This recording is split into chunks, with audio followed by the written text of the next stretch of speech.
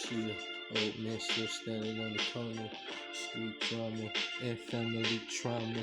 Generational curses and bad karma. Whole communities with no clean drinking water. They took the school money and built a police station where brothers locked up for lack of an education.